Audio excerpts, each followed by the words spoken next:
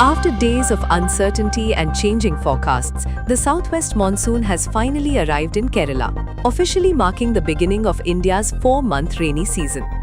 The onset comes 3 days later than the normal date of June 1st, bringing an end to widespread anticipation over when the seasonal rains would make landfall.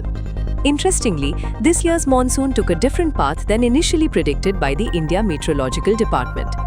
In mid-May, the IMD had forecast that the monsoon could reach Kerala as early as May 26th. However, changing weather conditions slowed its advance, forcing the weather agency to revise its predictions.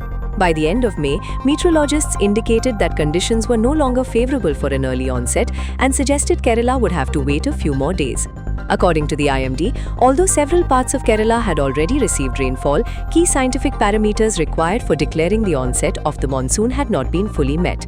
These include widespread rainfall activity, specific cloud formations, and favorable wind patterns. With all the required conditions now in place, the IMD has officially declared the onset of the southwest monsoon over Kerala. The monsoon is expected to advance further into parts of Tamil Nadu, Lakshadweep, the Arabian Sea, and the Bay of Bengal in the coming days before gradually covering the rest of the country. The progress of the monsoon is closely monitored every year, as nearly 70% of India's annual rainfall occurs during this season. It plays a crucial role in agriculture, water storage, power generation, and drinking water supplies, making it one of the most important weather events for the country's economy.